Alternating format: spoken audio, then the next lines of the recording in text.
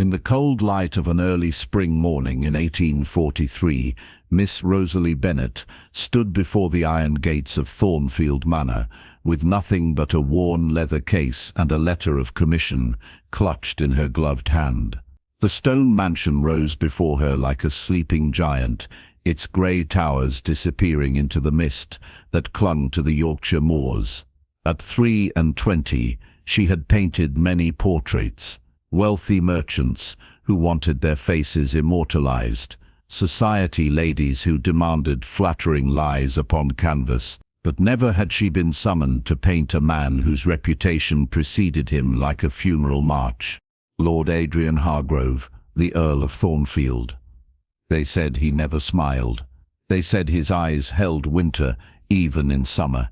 They said he had dismissed 7 portrait painters in 3 years, finding each one insufficient to capture whatever truth he sought in his own reflection. The gates swung open with a groan that seemed to echo across the empty moorland. A stern-faced butler appeared, his silver hair gleaming damp from the morning fog. "Miss Bennet," he intoned without warmth, "His lordship awaits you in the West Gallery. Your materials have been prepared according to your specifications." Rosalie followed him through corridors that seemed to swallow light rather than reflect it. The walls were lined with portraits of stern ancestors, their painted eyes following her progress with silent judgment. Candles flickered in iron sconces, casting shadows that danced like restless spirits. Finally, they reached a vast chamber where morning light poured through tall windows overlooking the wild garden below. And there he stood. Lord Adrian Hargrove turned from the window at her entrance. Tall and broad-shouldered, dressed entirely in black, save for the white of his shirt collar. His face could have been carved from marble. Sharp cheekbones, a strong jaw shadowed with stubble, and eyes the color of storm clouds before rain. He studied her with an intensity that made her fingers tighten on her case handle. "Miss Bennet," his voice was low and controlled. "You come highly recommended, though I confess I have little faith in recommendations anymore. I have very specific requirements for this portrait." Rosalie curtsied, maintaining perfect composure despite the weight of his scrutiny. "My lord, I paint what I see, nothing more, nothing less. If that does not satisfy your requirements, perhaps I should depart before wasting your time or mine." A flicker of something, surprise perhaps, crossed his stern features. The last painter wept after 2 days. The one before him lasted a week before declaring me impossible to capture, and you believe you can succeed where they failed. "I believe," Rosalie replied evenly, "that perhaps they were trying to paint what you wish to be, rather than what you are. There is a difference." His eyes narrowed. "And what do you imagine I am, Miss Bennet?" She set down her case and removed her gloves with deliberate care, that small ritual helping to steady her nerves. "I do not imagine anything, my lord. That is why I paint, to discover the truth beneath the surface." Something shifted in his expression. Not softening exactly, but a crack in the armor of his formality. "Very well, we shall see if your confidence is justified or merely youthful arrogance. You may begin preparations. I shall sit for the first session at 10 o'clock precisely." As he strode from the gallery, his footsteps echoing against stone floors, Rosalie released a breath she had not realized she was holding. The housekeeper appeared, a woman called Mrs. Fielding, whose weathered face suggested she had seen many seasons at Thornfield. "You stood up to him," the woman said quietly, arranging paint supplies on a nearby table. "Most don't. Most try to please him and fail because what he wants cannot be pleased." "What does he want?" Rosie asked, unpacking her brushes with practiced efficiency. Mrs. Fielding paused, considering her words carefully. "To see himself truly, I think, but fearing what that truth might reveal." At precisely 10 o'clock, Lord Hargrove returned. He had changed into a dark blue coat that somehow made his eyes appear even more stormy. Without a word, he settled into the chair Rosalie had positioned near the window where natural light would illuminate his features without harsh shadows. She studied him silently, her artist's eye noting every detail, the proud set of his shoulders that spoke of burden rather than arrogance, the tension in his jaw that never quite released, the way his hands, strong and scarred from some past trauma, rested against the chair arms with forced stillness. "You may speak if you wish," he said, after several minutes of silence. "The quiet unnerves most people." "I find silence useful," Rosalie replied, beginning to sketch preliminary lines on her prepared canvas. "Words often hide more than they reveal. Silence shows us what we try to conceal." His gaze sharpened. "A philosopher as well as a painter." "Simply an observer, my lord."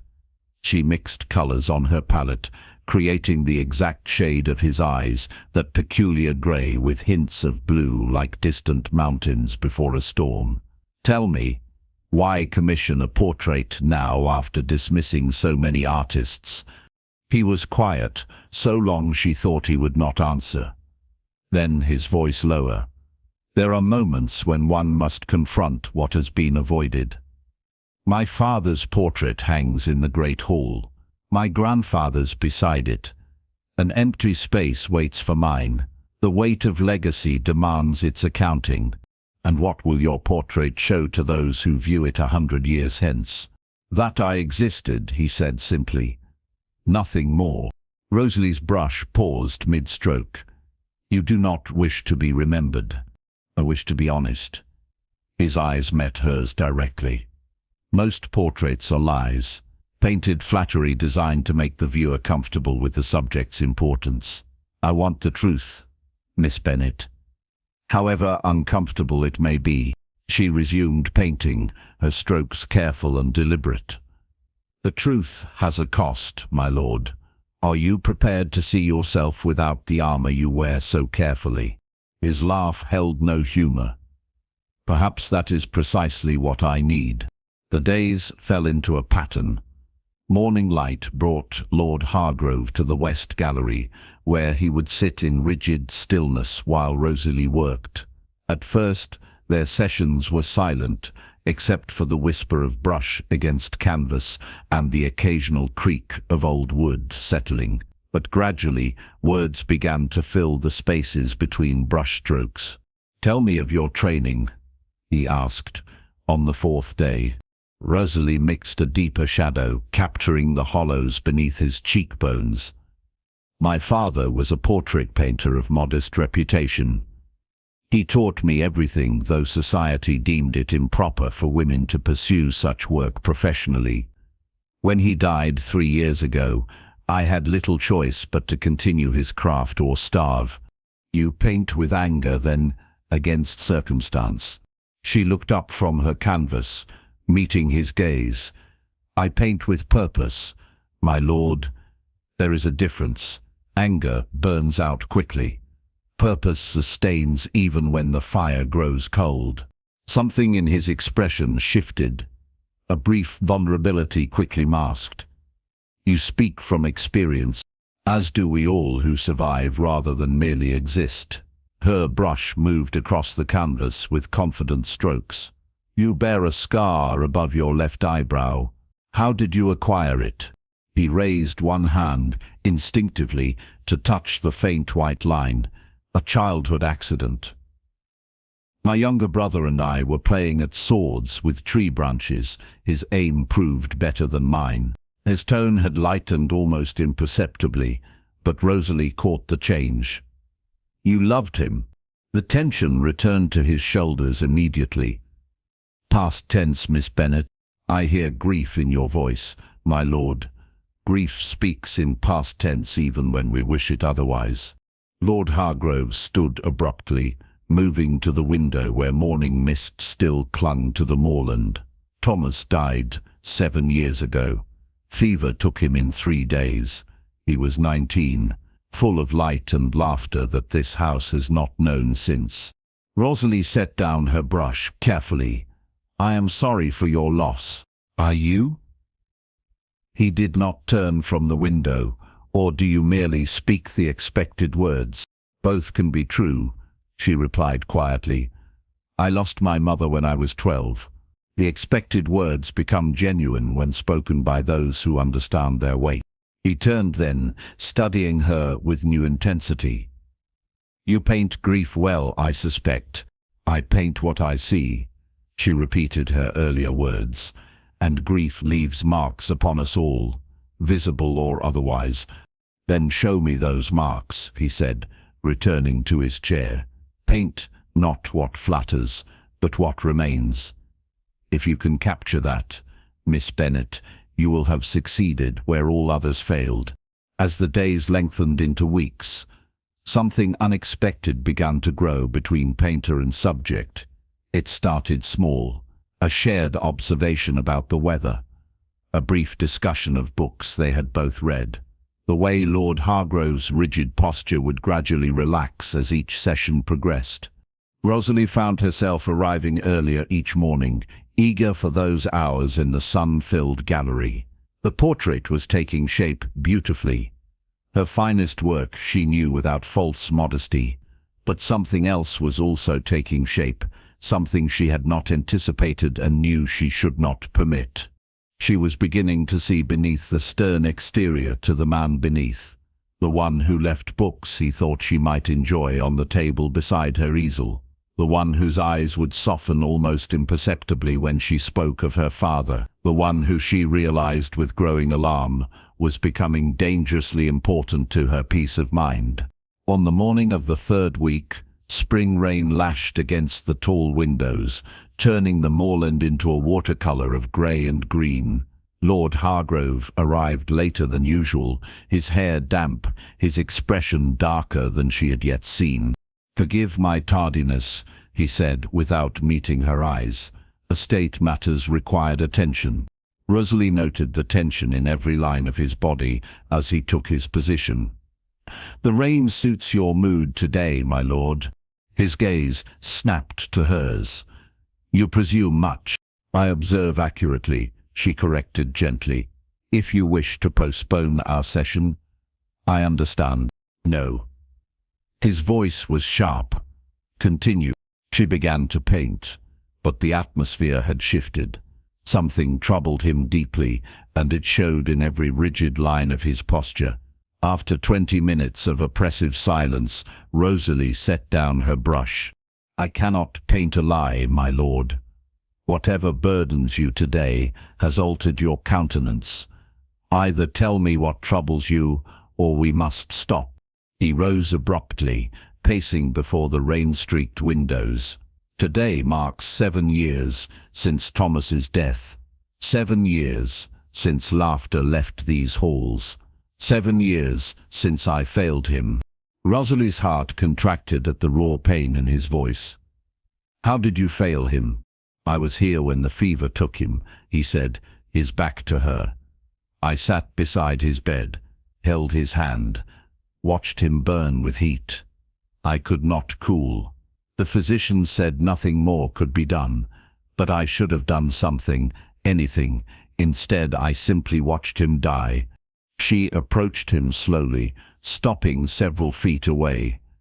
"Grief often speaks in should have, my lord, but presence itself is not failure.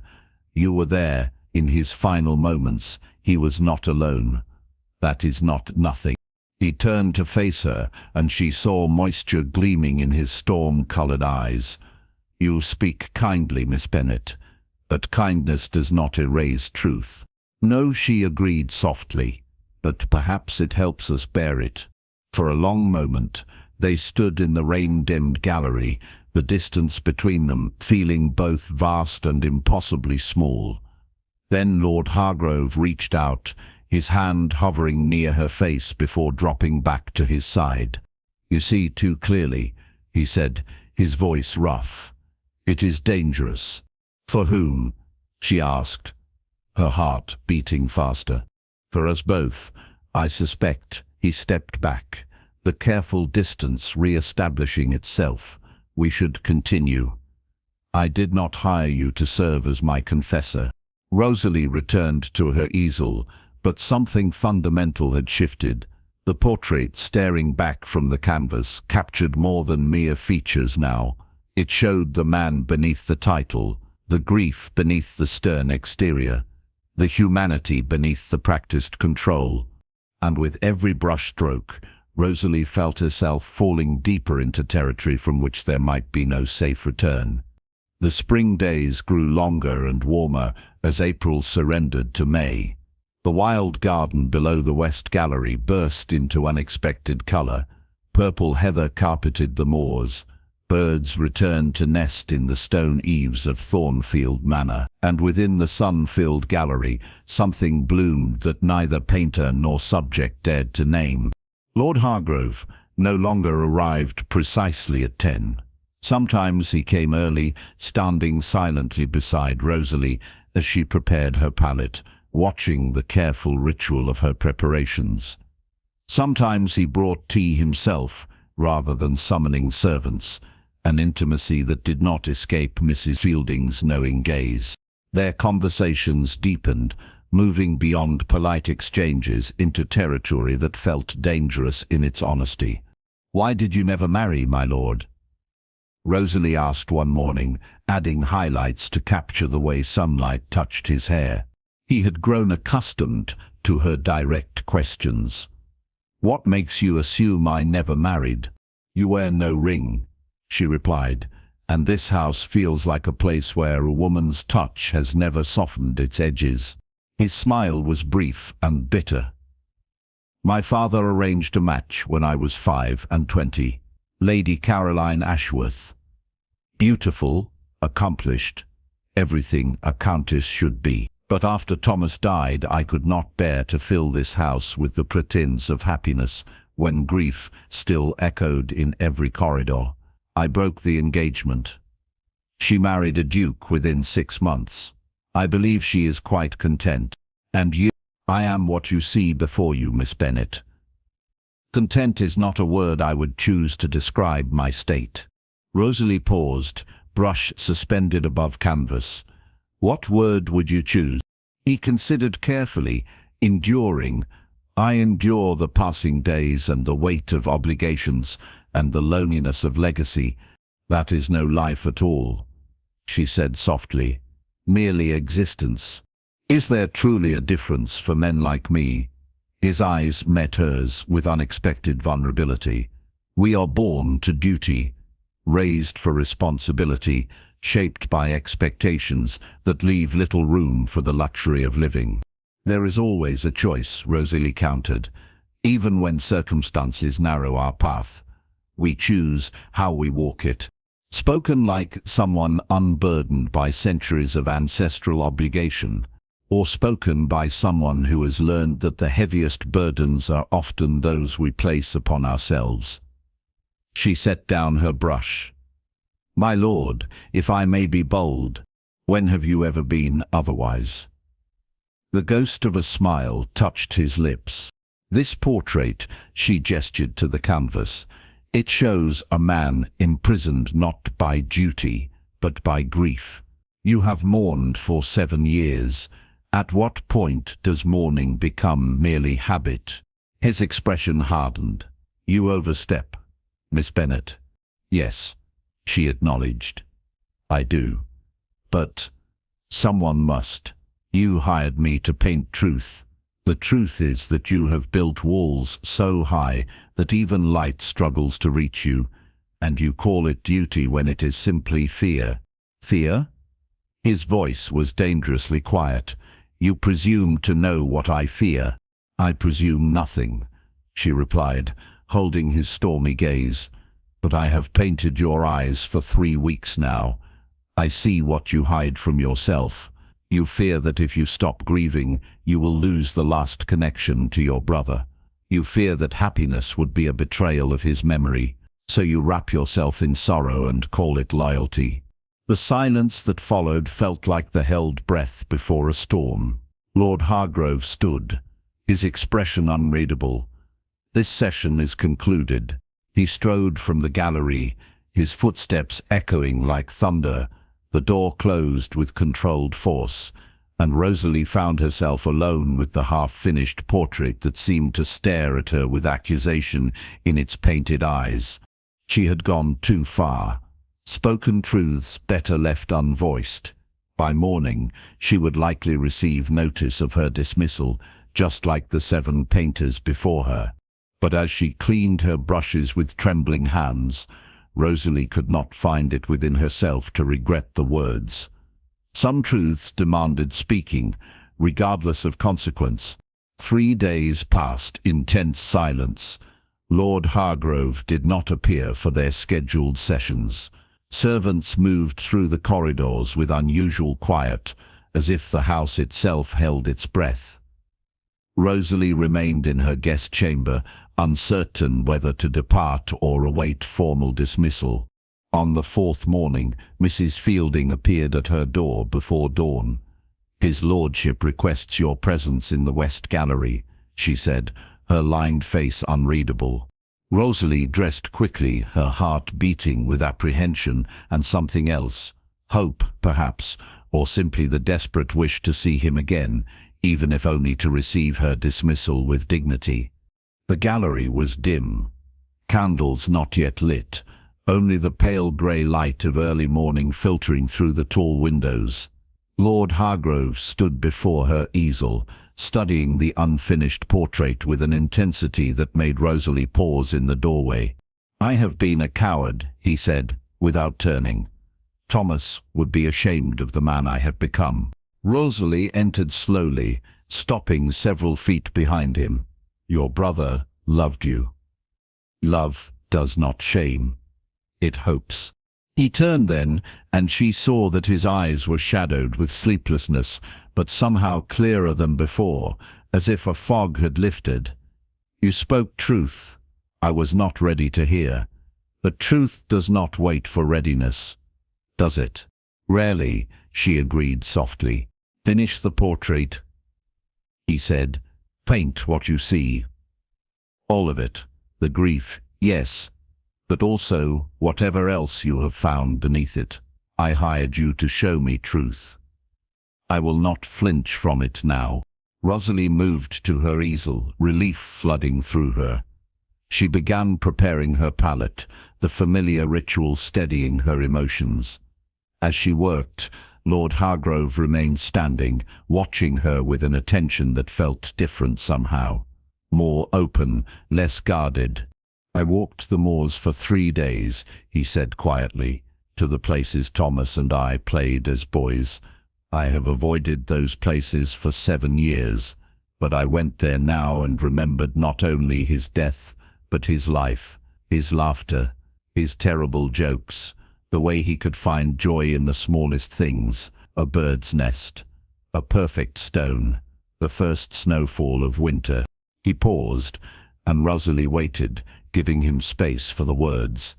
"He would not want this prison I have built," Lord Hargrove continued. "He would want me to live, to find what happiness might still exist in this world, to honor his memory not through endless mourning but through embracing the life he lost." Rosalie's brush moved across the canvas, adding light where before there had been only shadow. "That sounds like wisdom hard-won. It sounds like words spoken by a woman brave enough to name what I could not see." His voice softened. "You are remarkable, Miss Bennet. Not merely as an artist, though your skill is exceptional, but as a person who sees beyond surfaces to truth beneath." She glanced up from her work, finding his gaze fixed upon her with an intensity that stole her breath. "My lord, you should take your seat. The light is perfect now." He moved to the chair, but did not settle immediately. Instead, he stood beside it, his hand resting on its carved back. "Before I sit, there is something I must say." Rosalie's heart hammered against her ribs. "Yes, my lord." "Adrian," he corrected. "If we are to traffic in truth, let us dispense with formality. My name is Adrian." The intimacy of his given name felt dangerous and thrilling in equal measure. "Adrian," she repeated softly, testing the shape of it. "Rosalie," he said, and her name on his lips felt like a caress. "These past weeks have been the first in 7 years where I have not simply endured, but actually felt alive. Your presence, your words, your clear-eyed vision of things I tried to hide. You have awakened something I thought had died with Thomas." She set down her brush with trembling fingers. "My lord, I mean Adrian, we should not speak of such things." "Why not?" "Because society deems it improper. Because you are the artist and I the patron. Because I am an earl and you are—" He paused, choosing words carefully. "The most extraordinary woman I have ever encountered." "Because," Rosalie said, her voice barely above a whisper, "speaking such truths aloud gives them power, and I fear what that power might demand of us both." He crossed the space between them in 2 strides, stopping just before her, close enough that she could see the silver flecks in his grey eyes. "I have lived in fear for 7 years. Fear of happiness, fear of betraying Thomas's memory, fear of allowing myself to feel anything beyond duty and grief. But I am done with fear, Rosalie, done with merely enduring when I might actually live." "Adrian," she breathed, torn between longing and propriety. "You are an earl. I am a painter's daughter with nothing to my name but talent and determination. This cannot be. Cannot, or should not." His hand raised slowly, giving her time to step away. When she did not move, his fingers gently touched her cheek. "Society dictates many things, but the heart knows its own truth." Rosalie closed her eyes, leaning into his touch despite every warning her rational mind screamed. "Your world and mine do not meet, my lord. What you feel now may simply be gratitude or the relief of finally acknowledging your grief. Do not mistake that for something more. Look at me," he commanded gently. When she opened her eyes, his face was inches from hers. "I have had weeks to examine what I feel. This is not gratitude. This is not grief-seeking comfort. This is recognition of a soul that sees mine clearly and does not turn away in disgust or pity, but simply accepts it as it is." Tears pricked at Rosalie's eyes. "You do not know what you're saying.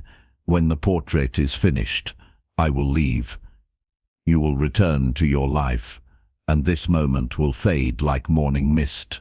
Then let us not waste it," he murmured, and his lips touched hers with a gentleness that belied the intensity blazing in his eyes.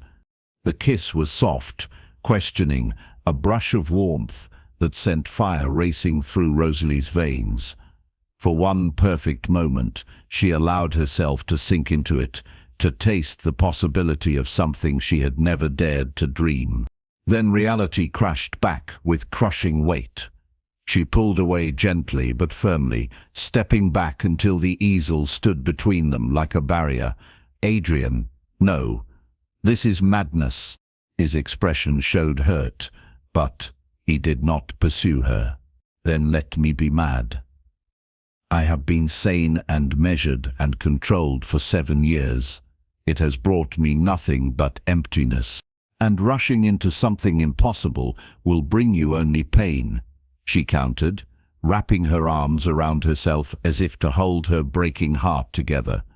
"You will regret this when clarity returns, and she swallowed hard. "I will have lost not only my commission but my peace of mind." He studied her for a long moment, his jaw tight with emotion. "What would it take for you to believe this is real?" "Time," she said softly. "Distance.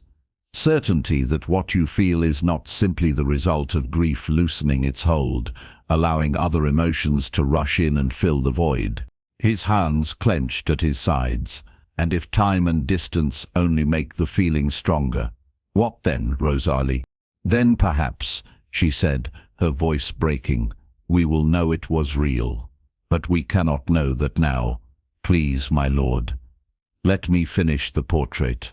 Let us maintain what propriety remains, and when it is complete, I will leave. If you still feel this way after I am gone," she paused, gathering courage, "then write to me, and I will answer." It was a compromise that satisfied neither of them.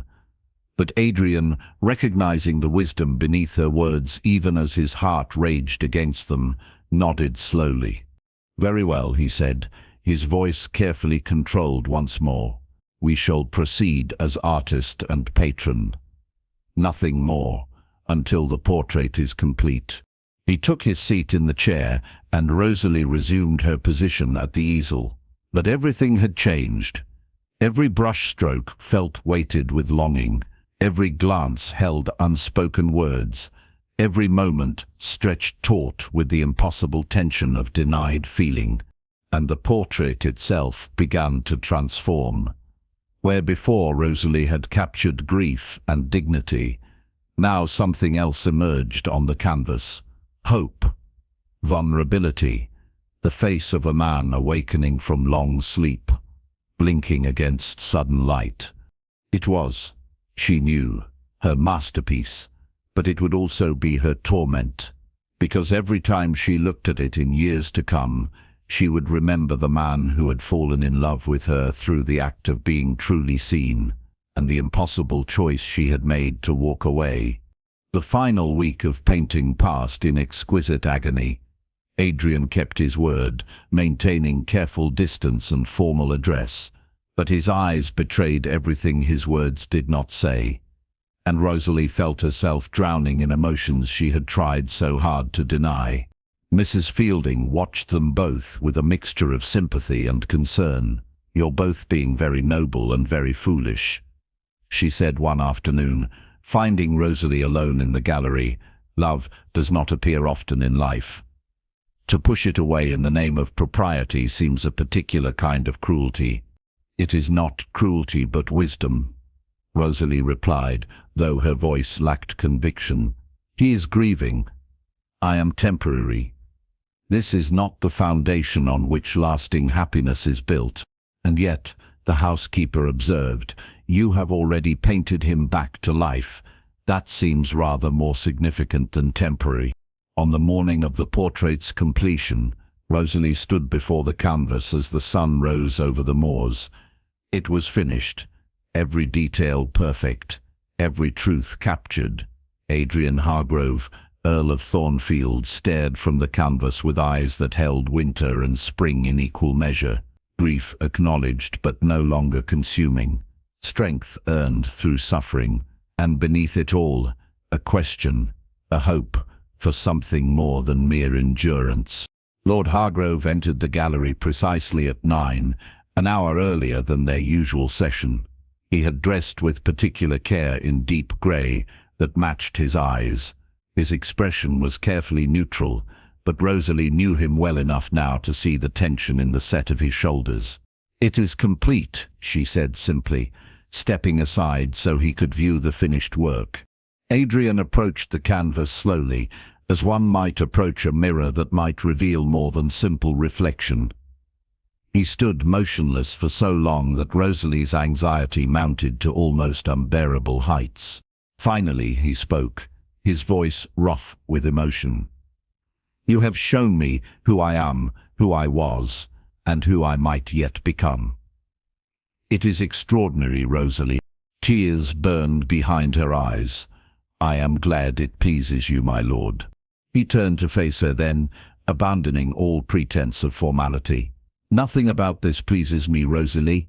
The portrait is magnificent, yes, but it marks the end of our agreed time, and I find I am not prepared for that ending."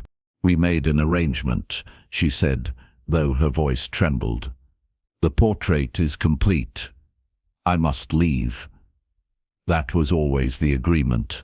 "Hang the agreement," he said, with sudden vehemence. "Do you feel nothing? These weeks together, the conversations, the slow revelation of truth between us. Tell me you feel nothing, and I will let you go. But if you feel even a fraction of what consumes me, then stay." Rosalie's composure cracked, Of course I feel something. Do you think I am made of stone? Every moment in your presence has been both joy and torment. Every conversation has wound itself around my heart. But feeling is not enough, Adrian. The world does not care about our feelings. You are an earl with responsibilities, a legacy, expectations. I am nobody. Less than nobody in society's eyes. You are everything, he countered, closing the distance between them. You are intelligence and courage and clear-eyed truth. You are the woman who saw through my walls and painted not only my face but my soul. You are the only person in 7 years who has made me want to live rather than merely exist. And what would you have me do? She asked, tears now flowing freely. Stay here as what? Your mistress? A secret hidden in the servants' quarters? I will not dishonor myself or you in that way. Then stay as my wife, he said, and the words hung in the air like thunder. Rosalie stared at him in disbelief. You cannot mean that. I have never been more serious about anything in my life. His hands framed her face gently, his thumbs wiping away her tears. Marry me, Rosalie, not because of duty or obligation or convenience, but because you have awakened my heart and I do not wish to let you go. Society will crucify you, she whispered. An earl marrying a common painter, they will never accept it. Let them rage, he said fiercely. I have wasted 7 years caring what society thinks, living according to their rules and expectations. It brought me nothing but emptiness. If choosing you means scandal, then I welcome it. Let the gossips tear me apart. At least I will be torn apart while truly living. And if you regret it, if the passion fades and you're left with a wife who cannot navigate your world, who embarrasses you in society, who cannot be what a countess should be, then I will have you beside me, and that will be enough. His forehead touched hers. Rosalie, I am not asking for a perfect countess. I am asking for you, exactly as you are. Paint-stained fingers, brutal honesty, and all. She closed her eyes, torn between desperate hope and practical fear. This is madness. Perhaps, he agreed, but it is the first mad thing I have wanted in 7 years. Say yes, or if you cannot say yes, then at least do not say no. Give me time to prove this is real. Stay at Thornfield. Not as my painter, but as my guest. Let me court you properly. Let society be damned, and let us discover if what we feel is merely the intensity of these strange weeks, or something with deeper roots. Rosalie opened her eyes, finding his face inches from hers, hope and vulnerability warring in his storm-grey gaze. If I stay, she said slowly, it will be scandalous even as a guest. Then we shall be scandalous together, he replied, with Mrs. Fielding as chaperone and propriety observed in every public way. But stay, Rosalie, please, give us time to see if this mad thing might actually be real. For a long moment, she wavered on the knife's edge of decision. Reason screamed to leave, to protect herself, to avoid the inevitable pain when reality shattered these fragile dreams. But her heart, that traitorous organ, had already made its choice weeks ago. 1 month, she said finally. I will stay 1 month, as your guest, with absolute propriety, and at the end of that time, we will both reassess with clearer eyes. The relief that washed over his face made him look suddenly younger, the grief lines smoothing. 1 month, he agreed. Thank you. He kissed her then, and this time Rosalie did not pull away. The kiss was deeper than their first, full of promise and longing, and the desperate hope that sometimes, against all odds, impossible things might actually become real. When they finally separated, both breathing unsteadily, Adrian rested his forehead against hers once more. I will prove to you that this is not madness, he murmured, or if it is, It is the best kind of madness there is. The portrait watched them from its easel, capturing forever the moment when grief learned to hope again. And Rosalie realized that in painting his truth, she had somehow painted her own as well. Two souls who had thought themselves content with mere survival, discovering together that there might be something more. Something worth the risk of ruin. The month that followed felt like walking a tightrope between propriety and passion. True to his word, Adrian treated Rosalie as an honored guest. Separate chambers, meals with Mrs. Fielding present, conversations in public rooms with doors open. But oh, the way he looked at her when he thought others were not watching. The way his hand would linger just a moment too long when helping her into the carriage. The way his voice would soften when he spoke her name. They walked the moors together, Mrs. Fielding trailing at a discreet distance. Adrian showed her the places from his childhood. The stream where he and Thomas had caught fish. The old oak tree where they had carved their initials, still visible after all these years. The hidden hollow where they had built imaginary kingdoms on summer afternoons. He was the diplomat, Adrian said, standing at the hollow's edge, staring across the purple heather. I was the warrior. He negotiated peace while I prepared for war. He always saw the best in people. I always saw their potential for betrayal. He paused, his voice growing rough. We balanced each other.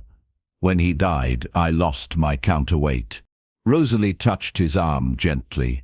You did not lose it, Adrian. It simply transformed. Thomas gave you the gift of seeing joy. That gift lives in your memory of him. You need not lose yourself to honor it. Instead, live fully enough for both of you. He turned to her, eyes bright with unshed tears. How did I survive 7 years without you? You did not survive, she replied honestly. You endured. There is a difference, but you are learning to survive now. I can see it in your eyes. Because of you, he said, taking her hand in his. Everything good returning to my life flows from you, Rosalie. She wanted to kiss him. Wanted it with an intensity that frightened her. But Mrs. Fielding was 10 yards away, and the rules they had established must be maintained. So instead, she squeezed his hand and said, Then let us continue walking. The moors are beautiful today. In the evenings, they sat in the library while Adrian read aloud and Rosalie sketched.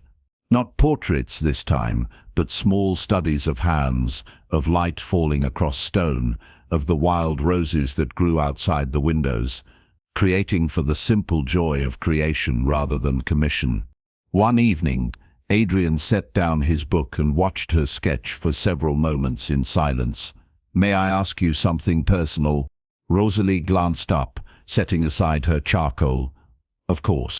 What would your father have thought of me? Of this situation? She considered carefully. My father believed that art revealed truth, and that truth, once revealed, demanded to be honored. He would have looked at your portrait and seen what I see. A man worth knowing, a man worth risking scandal to be near. Even though I can offer you nothing but uncertainty and potential ruin, Rosalie met his gaze directly. He would say that certainty is an illusion anyway, and that some things are worth the risk of ruin. Adrian leaned forward in his chair. I want to give you the world, Rosalie. Everything you deserve, but all I have to offer is a crumbling estate, a scandalous reputation, once word of our courtship spreads, and a heart that has been broken but is learning to beat again. Then you offer more than you know, she replied softly, because those things are real. They are honest. I do not want the world, Adrian. I simply want the truth of what we might build together. He reached across the space between their chairs, and she met him halfway, their fingers intertwining. The portrait hanging now in the great hall seemed to watch them with knowing eyes. 3 weeks into Rosalie's extended stay, an unexpected visitor arrived. The Duke of Ashworth, Lady Caroline's husband, and an old acquaintance of Adrian's from school days. His carriage appeared on a bright morning when Adrian and Rosalie were taking tea in the garden. Adrian's expression tightened at the announcement, but he rose to greet his guest with proper courtesy. "Your Grace, welcome to Thornfield. What brings you north?" "Business in York," the Duke replied, a jovial man with kind eyes and premature grey in his dark hair. "Thought I'd stop by and see how you're managing. Caroline sends her regards." He paused, noticing Rosalie, "and this must be the painter everyone in London is whispering about." Rosalie curtsied, feeling suddenly exposed. "Your Grace." The Duke studied her with interest, but no hostility. "They say you've painted a portrait that captures the real Adrian Hargrove. I confess I'm curious to see it. The man I knew at Cambridge kept himself so carefully controlled that I often wondered if there was any real emotion beneath the ice." Adrian's jaw tightened. "People change, Ashworth." "Indeed they do," the Duke agreed mildly, "and from what I hear, you've changed considerably in recent weeks. The entire town is buzzing with speculation about the mysterious Miss Bennet who has extended her stay at Thornfield well beyond any reasonable commission." Rosalie felt heat rise to her cheeks. "Your Grace, I assure you." "No need to explain," the Duke interrupted kindly. "I am not here to judge, but to congratulate." His smile was genuine. "Caroline and I have been very happy these past years. She was hurt when you broke the engagement, Adrian, but, in truth, we would have made each other miserable. What we had was arrangement, not affection." He looked between them. "What you two have, if the rumors are even half true, is something far rarer." Adrian relaxed slightly. "You are more generous than I deserve, Ashworth." "No," the Duke said. "I am simply honest. Life is too short for pretense. If you found someone who sees you clearly and loves you anyway, then damn the scandal and hold tight to that." After the Duke departed that afternoon, Adrian found Rosalie in the West Gallery where she had first painted his portrait. The easel still stood near the window, empty now but somehow still significant. "He was kind," Rosalie said without turning. "Your friend." "More than I expected," Adrian admitted, coming to stand beside her. "When I broke the engagement with Caroline, I lost many connections in society. Ashworth had every reason to be hostile. Instead, he offered blessing, perhaps because he has found his own happiness and wishes the same for others," Rosalie suggested. "It is easier to be generous when one's own life is full." Adrian turned to her, his expression serious. "Rosalie, we agreed to 1 month. That month ends in 3 days. I need to know. Have these weeks changed anything for you? Do you still believe this to be madness?" She faced him fully, her heart beating fast. "These weeks have shown me something I did not expect." His face fell. "That it was a mistake to stay." "No," she said quickly. "That it was a mistake to think 1 month could be enough. I thought distance and time would show me that what I felt was simply the intensity of those first weeks, the strangeness of the situation. But instead, every day has only deepened my certainty." "Certainty of what?" he asked, hope kindling in his eyes. "That I love you," she said simply. "Not the Earl of Thornfield, not the wounded man grieving his brother, but you, Adrian.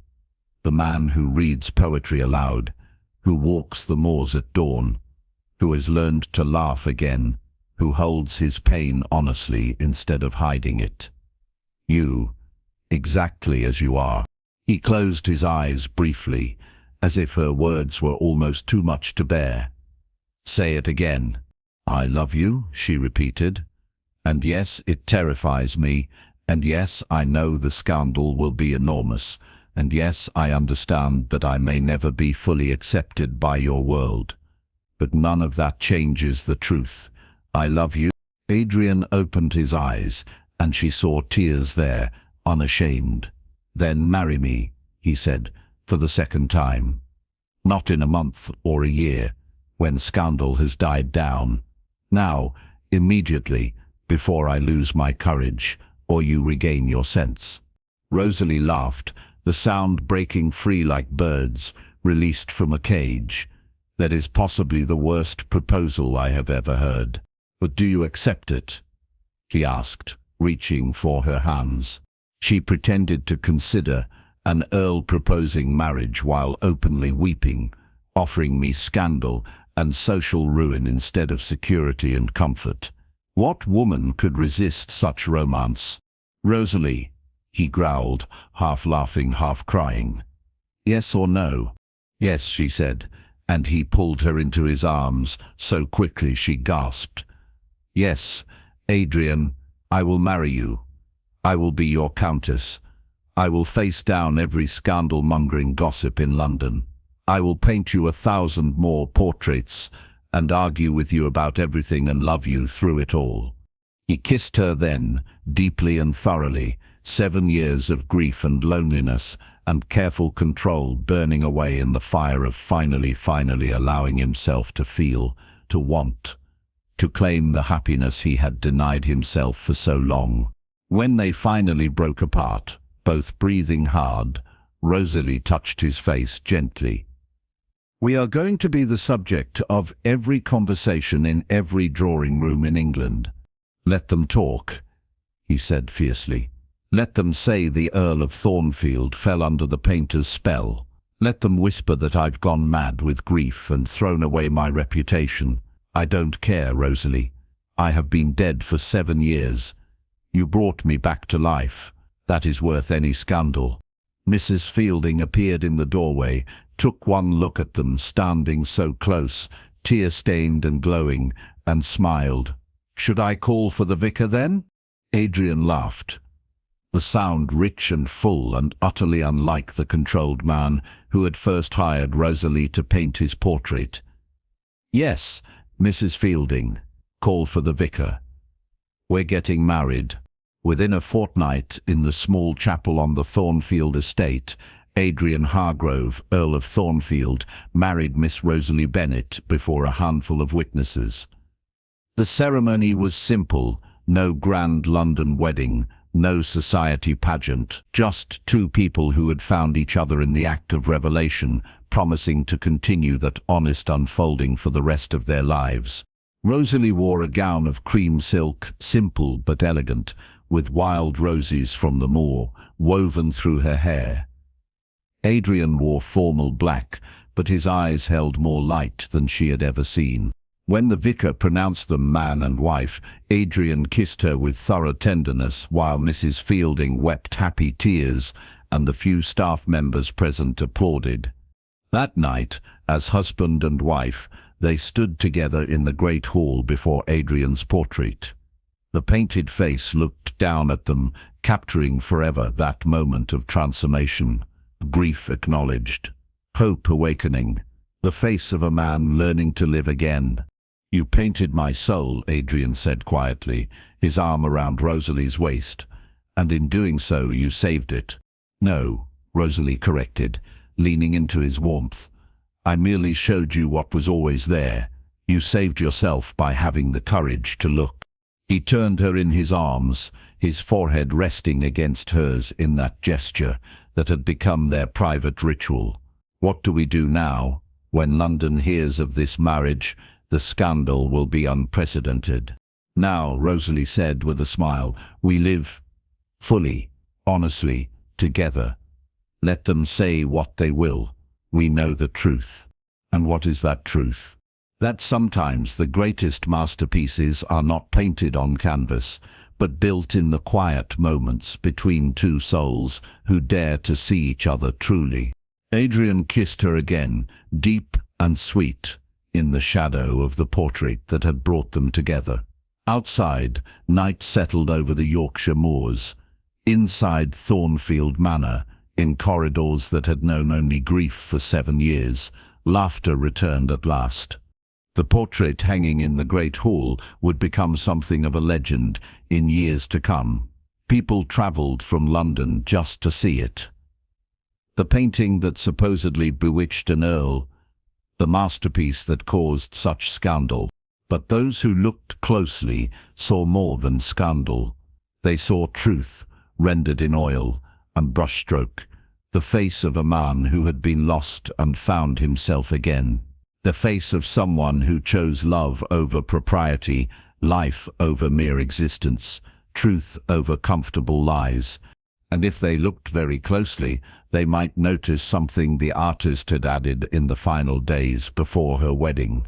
Hidden in the shadows of the portrait, visible only to those who knew where to look, she had painted a single wild rose, a small signature of the love that had bloomed impossibly between painter and subject.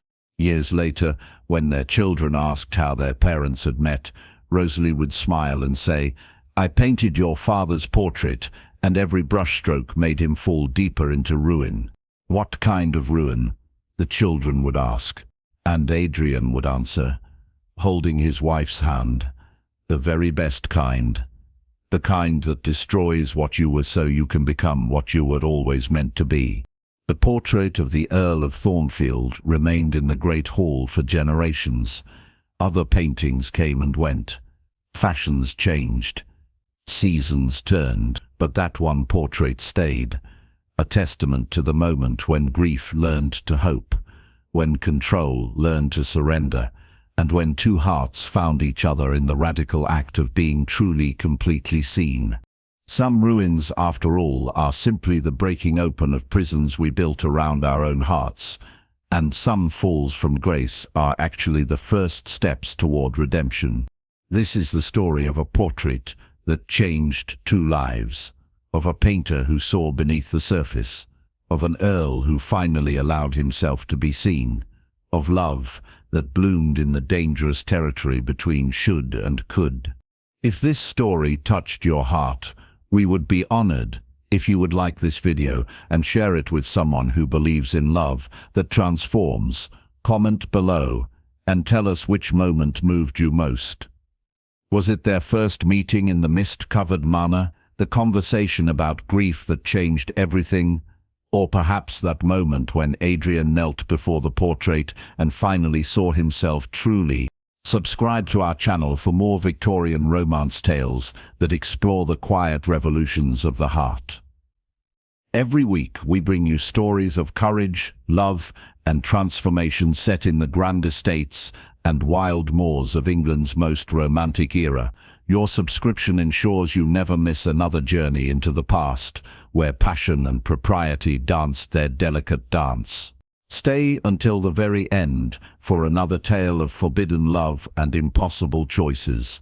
The next story will appear on your screen in moments. Thank you for joining us at Thornfield Manor. May you find the courage to paint your own truth, and may someone see it clearly and love you all the more.